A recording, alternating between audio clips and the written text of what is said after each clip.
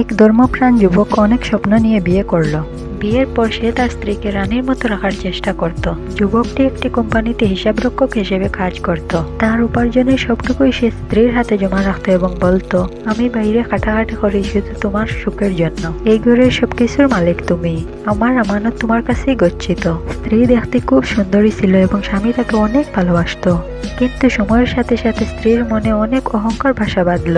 সে ভাবত তার স্বামী বড্ড সহজ সরল। সে স্বামীর অগোচরে তার জমানো টাকা দিয়ে নিজের বাপের বাড়ির লোকদের অঢেল সাহায্য করতে শুরু করলো এবং মূল্যবান উপহার কিনেও পাঠাতে লাগলো।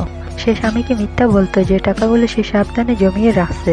একবার যুবকটির মা অসুস্থ হয়ে পড়লেন। ডাক্তার জানালেন জরুরি ভিত্তিতে একটি অপারেশন প্রয়োজন এবং এর জন্য মোটা অঙ্কের টাকা দরকার।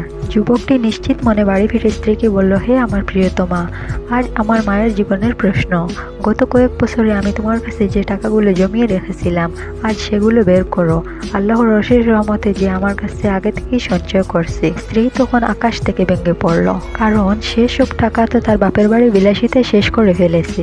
সে ঘরে গিয়ে আলমারি খুলে ওজোরে কাঁদতে লাগলো। বাইরে এসে স্বামীর পায়ে লুটিয়ে পড়ে বলল, আমাকে মাফ করো, আমি তোমার আমানত রক্ষা করতে পারিনি। আমি সব টাকা খরচ করে ফেলেছি আর তোমাকে মিথ্যা বলছি যে সেগুলো জমানো আছে। যুবকটি স্তব্ধ হয়ে গেল। তার মায়ের চিকিৎসা আটকে যাওয়ার বয়সে ভেঙে পড়ল। সে রাগ করলো না, চিৎকার করলো না, শুধু দরা গলায় বলল, টাকা তো আবার আসবে, কিন্তু আমি যে বিশ্বাসটা তোমার উপর পাহাড়ের মতো অটল রেখেছিলাম সেটা আজ ধুলোয় মিশে গেল। তুমি আমাকে ধোঁকা দাওনি, তুমি আমাদের সম্পর্কের পবিত্রতাকে ধোঁকা দিয়েছো। যুবকটি সেদিন তার রক্ত বিক্রি করে এবং বন্ধুদের কাছ থেকে ধার নিয়ে মায়ের চিকিৎসা করলো। কিন্তু সেই দিনের পর থেকে সে আর কখনোই তার স্ত্রীর হাতে টাকা জমা রাখেনি। স্ত্রী সব পেয়েও স্বামীর সেই অন্ধ বিশ্বাস আর কোনোদিন ফিরে পায়নি। সে সারা জীবন একই ছাদের নিচে থেকেও স্বামীর চোখে আগের সেই শ্রদ্ধা আর খুঁজে পায়নি।